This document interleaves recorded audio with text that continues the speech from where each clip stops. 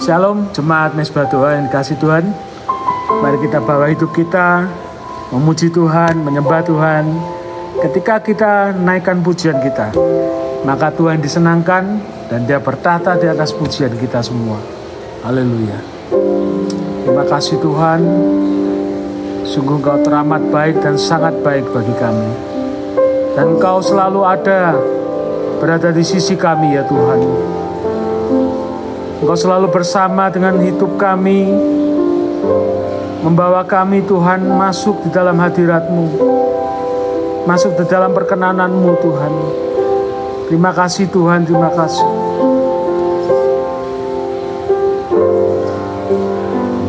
Bersama-Mu Bapa, ku lewati semua perkenanan-Mu ya. Teguhkan hatiku,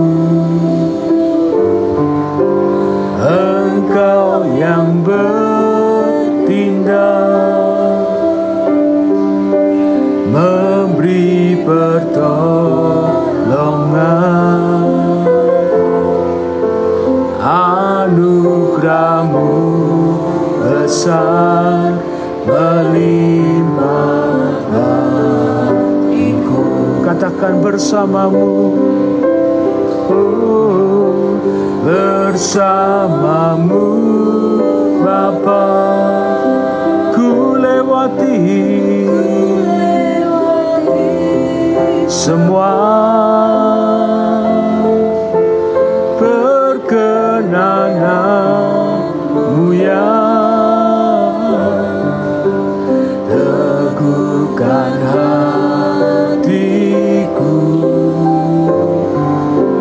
Engkau yang bertindak, memberi pertolongan. Katakan anugerah-Mu besar bagiku. Sama-sama katakan bersama-Mu Tuhan, bersama-Mu Bapa, ku lewati semua perkenanan-Mu ya. Teguhkan hatiku, oh, yang bertindak. Engkaulah sumber pertolongan kami Tuhan. Anugerah-Mu sungguh besar dalam hidup kami. Besar melimpah bagiku. Anugerah-Mu, anugerah-Mu besar melimpah bagiku. Anugerah-Mu, anugerah-Mu besar melimpah bagiku. Mari sembah, mari sembah, bersama-Mu Tuhan. Terima kasih, terima kasih Tuhan. Terima kasih Yesus. Haleluya.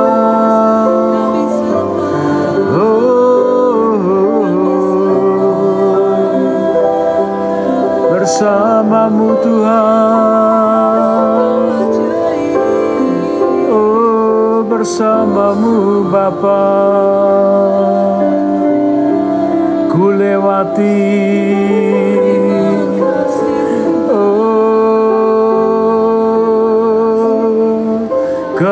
keajaiban-Mu Tuhan, pertolongan-Mu Bapa. Yesus,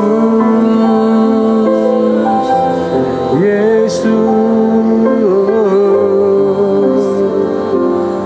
terima kasih Yesus. Sungguh Tuhan, kami tahu Tuhan bahwa Engkau ada di dalam setiap langkah hidup kami ya Bapa. Bahkan Engkau menyediakan segala sesuatu, bahkan yang belum pernah kami pikirkan, yang belum pernah kami lihat dan kami dengar sekalipun Tuhan. Terima kasih Yesus, terima kasih.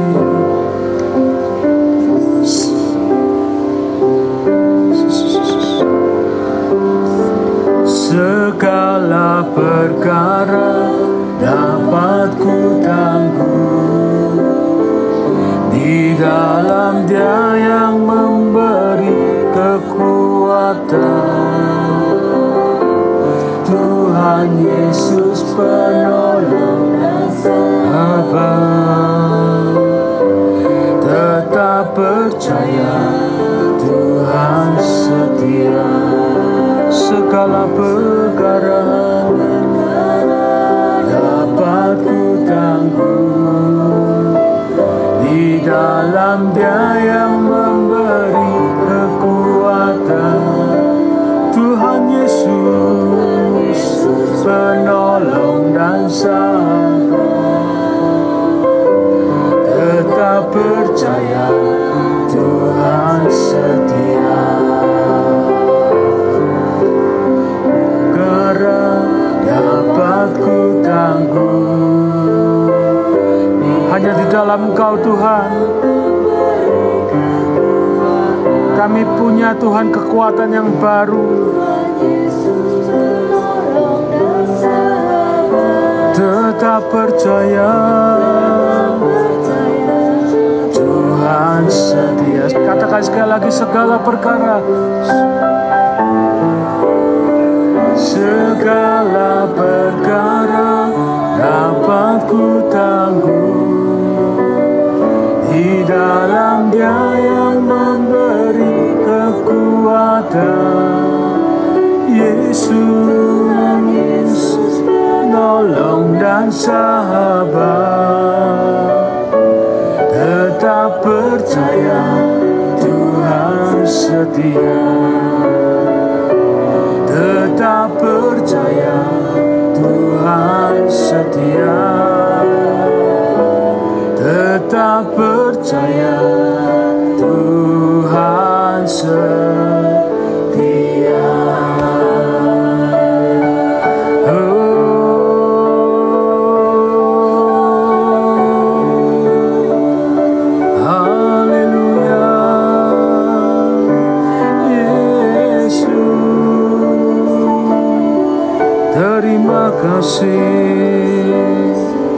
Terima kasih, haleluya.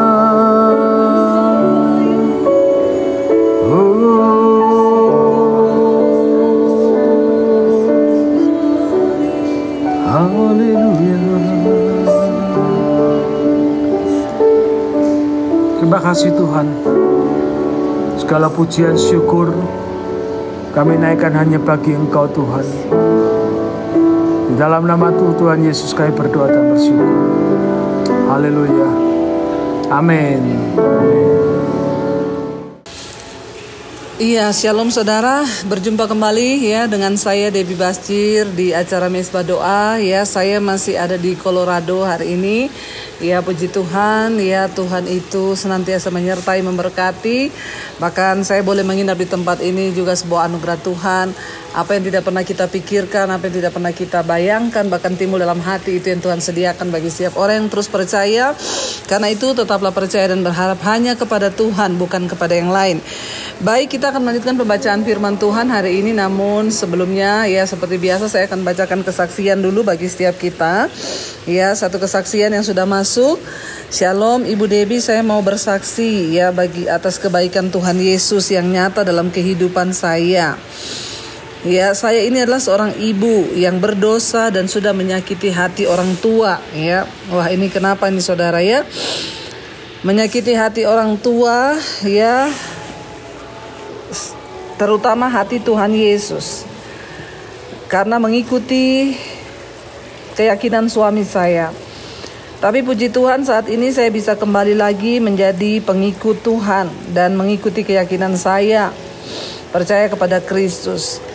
Namun kadang ya saya masih dihantui dengan rasa berdosa-dosa saya di masa lampau, sehingga saya merasa Tuhan itu meninggalkan saya dan doa saya rasanya tidak dijawab oleh Tuhan.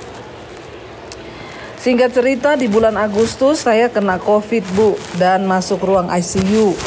Dan akhirnya saya perawatan ya di ruang ICU. Dalam perawatan saya terus berdoa memohon ampun akan dosa saya hingga akhirnya saya dinyatakan negatif dan hasil COVID-nya negatif, puji Tuhan ya. Karena semua karena Tuhan, saudara ya. Dan dalam perawatan itu saya terus memohon ampun akan segala dosa saya. Lalu saya akhirnya dipindahkan ke ruang isolasi ya. Saya dipindahkan ke ruang isolasi. Di ruang itu saya kurang tidur, Bu, karena susah tidur. Lalu saya berdoa mohon agar saya bisa tidur nyenyak ya, dan Tuhan tolong agar saya bisa tidur. Bahkan saya juga berdoa Tuhan untuk saat itu saya merasa ada dahak di paru-paru saya. Ya, dan saya berdoa saat itu agar Tuhan juga menjamah ya.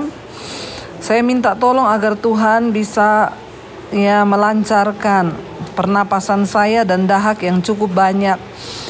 Beberapa hari kemudian saya diperbolehkan pulang ke rumah ya, dinyatakan sembuh total, puji Tuhan. Sampai di rumah ketika saya mau ganti baju, saya lupa menaruh kunci lemari pakaian saya di mana. Ya, hingga beberapa hari tidak ketemu. Lalu saya berdoa memohon petunjuk kepada Tuhan.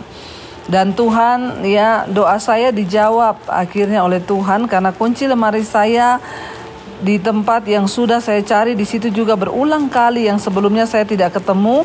Ya, karena saya lupa, itulah kebaikan Tuhan dan akhirnya ditemukan di tempat itu.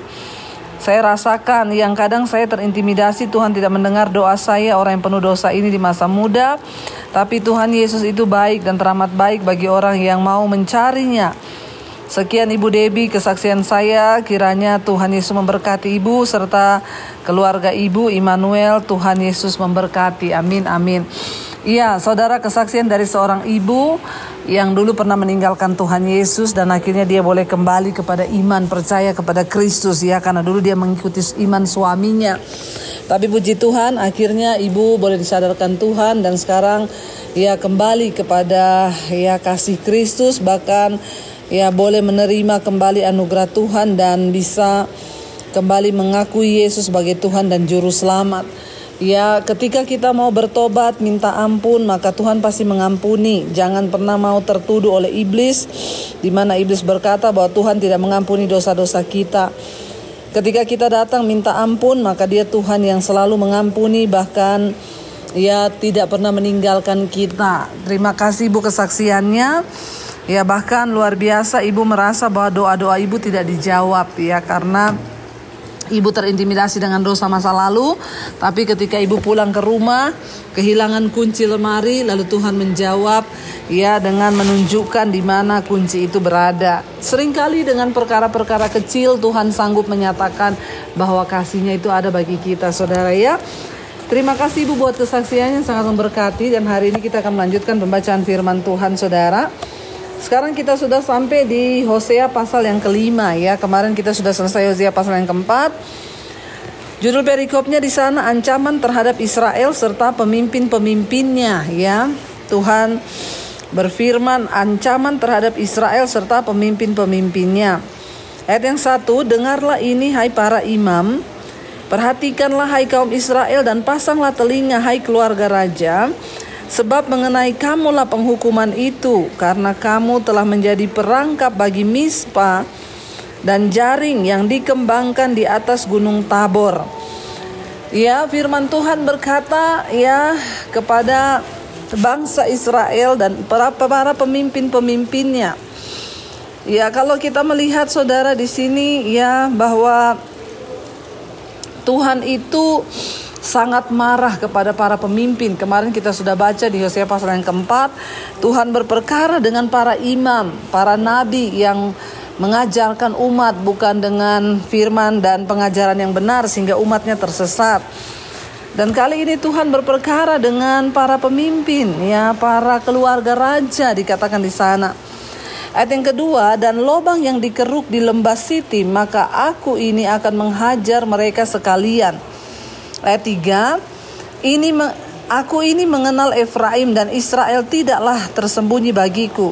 Sebab engkau telah bersinah hai Efraim dan Israel telah menajiskan diri, kata firman Tuhan. Ya, kalau kita melihat di sini saudara, ya Tuhan itu murka atas para pemimpin yang ada di pemerintahan dan juga para pemimpin agama yang ada di Israel pada waktu itu. Kenapa? Ya karena mereka sudah sangat bejat, ya bahkan rakyat Israel tidak mempunyai banyak kesempatan. Ya, mereka bersandar kepada pemimpin-pemimpin mereka untuk memperoleh bimbingan dan seharusnya mereka mendapatkannya. Sekarang ini kita sering dapat memilih pemimpin-pemimpin kita, ya, tetapi kita harus mengetahui betul apakah pemimpin yang kita ikuti itu membawa kita kepada Tuhan dan pertobatan, ya, atau sebaliknya malah membawa kita menjauhi Allah. Ya, mungkin ada yang bertanya, lalu ya pemimpin seperti apa Bu yang harus kita ikuti terutama di dalam iman kita? Ikutilah pemimpin atau pengajar yang membawa saudara kepada pertobatan dan juga takut akan Tuhan, membawa engkau kembali kepada Tuhan dan bersandar kepada Tuhan. Bukan pada pengertian sendiri, apalagi hidup mengikuti dosa saudara ya. Jadi ikutilah para pemimpin yang membawa engkau semakin dekat kepada Tuhan dan bukan semakin jauh kepada Tuhan. Allah menganggap bangsa itu bertanggung jawab atas apa yang mereka perbuat. Demikian juga Allah menganggap kita bertanggung jawab atas setiap tindakan-tindakan kita. Ya, jadi hari ini mari kita mulai memilih ya pengajar-pengajar yang benar yang dapat membawa kita kepada kebenaran ya. Lalu di sana ayat yang ketiga dikatakan tadi, ya, aku ini mengetahui Efraim dan Israel tidaklah tersembunyi bagiku, sebab engkau telah bersinah hai Efraim dan Israel telah menajiskan diri. Efraim itu adalah nama lain untuk Israel, ya, kerajaan utara, karena Efraim adalah suku yang paling kuat di antara ke-10 suku yang ada di utara. Demikian pula kerajaan selatan disebut Yehuda seperti nama sukunya yang paling kuat. Ya, ayat 4 di sana dikatakan saudara, ya, perbuatan-perbuatan mereka tidak mengizinkan mereka berbalik kepada Allah mereka, sebab roh persinahan di antara mereka itu dan mereka tidak mengenal Tuhan. Ya, jadi kita melihat di sini ya dosa yang terus-menerus ya membuat hati orang akhirnya mengeras. Karena itu firman Tuhan ini berkata perbuatan mereka tidak mengizinkan mereka berbalik kepada Allah mereka. Sangat mengerikan saudara ketika orang itu terus-menerus hidup dalam dosa, mengikuti kedagingan, percabulan, kenajisan, amarah, kepahitan, dendam, ya kecemasan, sehingga tanpa kita sadari semua perlakuan-perbuatan yang tidak menurut pada firman itu justru telah mengeraskan hati kita. Makanya seringkali kalau kita berbicara kepada orang-orang yang terus hidup dalam dosa itu sulit. Kenapa? Ayat ini berkata karena perbuatan mereka tidak mengizinkan mereka berbalik kepada Allah. Wah, ini sangat-sangat mengerikan. Tabiat dosa, perbuatan dosa mereka tidak mengizinkan mereka kembali loh. Ini bicara tentang sebuah keterikatan ya. Contoh orang-orang yang terikat dengan rokok, orang-orang yang terikat dengan minuman keras, orang-orang yang terikat dengan percabulan, kenajisan, perselingkuhan, orang-orang yang terikat dengan kepahitan. Ya, seringkali karena mereka sudah terlalu lama hidup dengan dosa-dosa itu, sehingga perbuatan mereka, dosa mereka tidak mengizinkan mereka kembali kepada Tuhan Allah mereka. Nah, ini sangat-sangat berbahaya sehingga saudara, orang itu bisa menjadi murtad bahkan meninggalkan Tuhan. Saya bersyukur beberapa hari yang lalu saya mendapat WA dari seorang ibu. Jadi ibu ini dulu suaminya direbut oleh seorang pelakor, saudara. Tetapi kemudian saya terus berdoa buat ibu ini. Saya bilang, ibu, pilihannya adalah ibu melepaskan pengampunan. Karena kalau ibu tidak melepaskan pengampunan, maka ya ibu tidak akan pernah berbahagia dalam hidup ibu. Lalu dia berkata, waktu itu berat Bu Debbie, saya terlalu disakiti. Ya, apa yang dibuat oleh suami saya itu sangat terlalu, Bu. Jadi rasanya tidak mampu saya melepaskan pengampunan. Tapi saya berkata, ibu harus bisa. Ketika ibu mau melepaskan pengampunan, maka Tuhan akan memberikan ibu kekuatan. Karena kalau ibu tidak bertindak, maka perbuatan ibu tidak akan mengizinkan ibu melakukan firman. Ketika hatimu berkata iya dan engkau berbalik kepada Tuhan, maka ya Tuhanlah yang akan memberikan engkau kekuatan. Saya bersyukur saudara, akhirnya ibu ini mengambil keputusan untuk mengampuni suaminya, bahkan mengampuni ya si pelakor itu, wanita yang merebut suaminya. Dan akhirnya puji Tuhan saudara, ya setelah sekian lama ya bahkan tahun, kemarin saya mendengar ibu itu WA kepada saya, Bu Debbie, saya bersyukur ya sekarang suami saya telah kembali ke rumah. Dia berkata, untung waktu itu saya mau mendengarkan nasihat ibu untuk melepaskan pengampunan. Ya, sehingga hati saya tenang, hati saya damai. Dan ketika saya melepaskan pengampunan, melakukan firman sekalipun berat, ya Tuhan bekerja. Suaminya akhirnya disadarkan dan kembali, saudara. Saudara, memang berat untuk melakukan firman, tidak mudah. Kenapa? Karena ada daging yang menghalangi kita. Ketika orang mau melepaskan diri dari ikatan dosa, rokok, minuman keras, kenajisan, tidak mudah. Kenapa? Karena perbuatan daging, perbuatan dosa itu tidak akan mengizinkan saudara untuk berbalik kepada Allah. Tapi kita harus punya komitmen, niat yang kuat untuk aku mau melakukan firman. Aku mau kembali kepada kebenaran. Aku mau melakukan apa yang benar di mata Tuhan. Ketika kita mau sungguh-sungguh melakukan apa yang benar, maka dia Tuhan yang turut bekerja untuk mendatangkan kebaikan bagi hidup kita.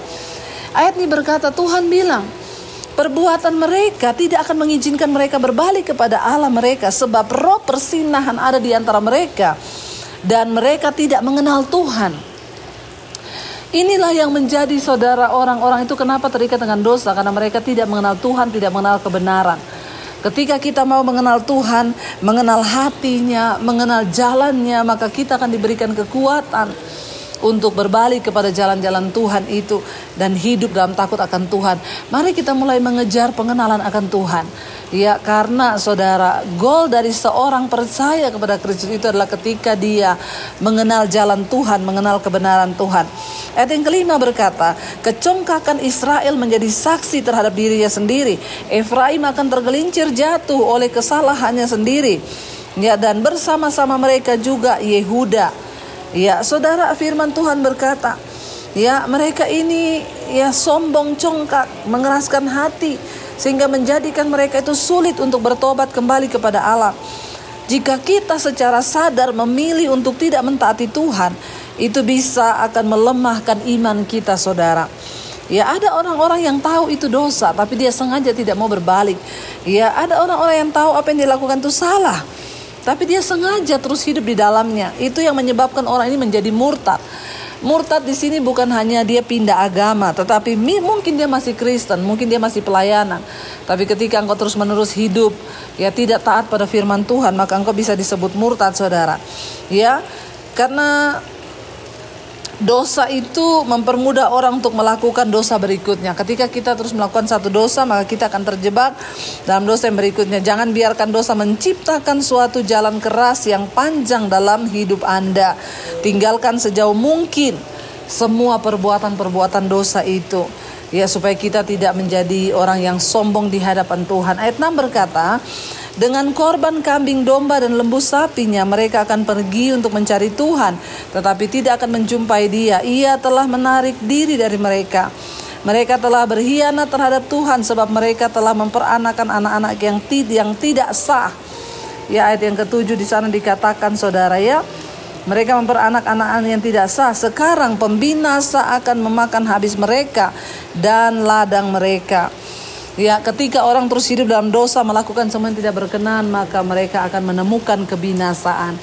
Karena itu saudara, hari ini mari kita terus berdoa, kita minta pada Tuhan agar Tuhan memberikan kita kekuatan untuk terus hidup di dalam perkenanannya, bahkan mengejar apa yang berkenan di matanya. Mari kita satukan hati, kita berdoa. Bapa, terima kasih buat malam ini kami kembali boleh mendengarkan firman Tuhan. Kami tahu dan percaya hanya tinggal di dalam Engkau kami tenang, kami aman, bahwa kami terus hidup dalam kebenaran-Mu Bapa untuk menikmati segala berkat-berkat dan kemuliaan-Mu Tuhan. Terima kasih Bapa untuk segala kebaikan dan kebaikan yang Tuhan boleh berikan atas hidup kami. Biarlah kami boleh taat Tuhan untuk terus melakukan kebenaran-Mu dalam hidup kami. Mampukan kami Bapa untuk kami boleh terus setia kepada Tuhan yang berdosa hari-hari ini, yang terikat dengan kenajisan, percabulan, perselingkuhan, ketakutan, apapun kami berdoa. Kami mau tinggalkan segala perbuatan-perbuatan dosa itu. Sekalipun perbuatan dosa itu tidak mengizinkan kami berbalik kepada Tuhan, namun kami percaya ketika kami mau, Tuhan akan memampukan kami, melepaskan kami dari ikatan-ikatan dosa. Malam ini hamba berdoa yang terikat dengan kenajisan, percabulan, homoseksual, lesbian, terikat dengan perselingkuhan, minuman keras, obat-obatan terlarang, obat tidur, yang terikat dengan apapun Bapak, kami berdoa, kami putuskan dalam nama Yesus. Tuhan juga memberkati setiap keluarga demi keluarga, para suami, istri hidup takut Tuhan, anak-anak takut akan Tuhan, bahkan orang tua kami di usia senja mereka hidup takut akan Tuhan. Secara khusus hamba berdoa untuk setiap mereka yang sakit hari-hari ini, Tuhan sembuhkan, jamah lawat Bapak.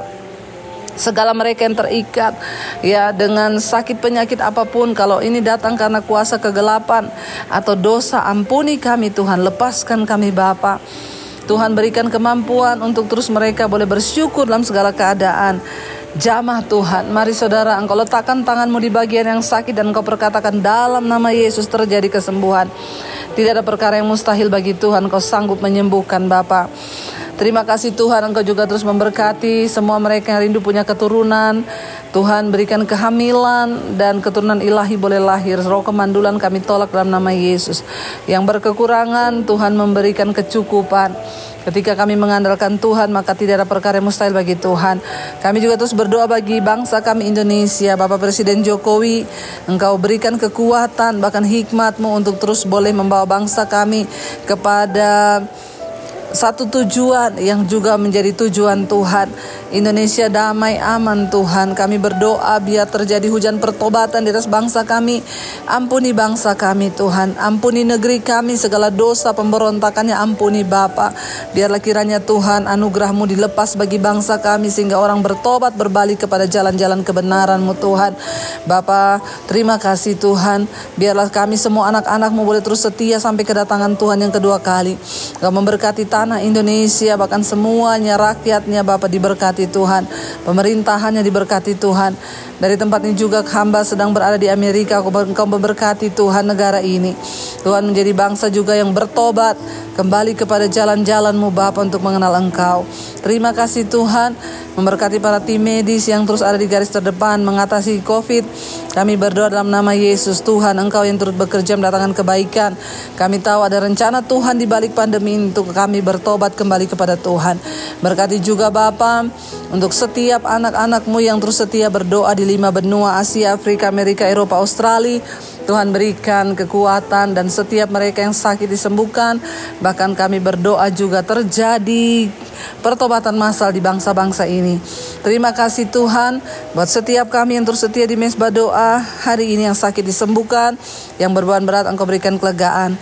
Mari kita buka hati dan tangan kita, terimalah berkat dalam nama Tuhan Yesus Kristus. Dan cinta kasih dari Roh Kudus menyertai hidupmu mulai dari hari ini dalam nama Yesus. Turunlah kiranya berkat, kasih karunia dari Roh Kudus, bahkan penyertaan yang manis dari Allah Bapa menyertai hidupmu mulai dari hari ini bahkan sampai kali yang kedua Tuhan Yesus datang menjemput kita. Namamu tercatat di dalam kitab kehidupan. Dalam nama Tuhan Yesus yang mengaku percaya kepada Tuhan, mari katakan bersama, amin, amin. Tuhan Yesus memberkati. Shalom saudara dari Colorado. Saya mengucapkan God bless you, Immanuel.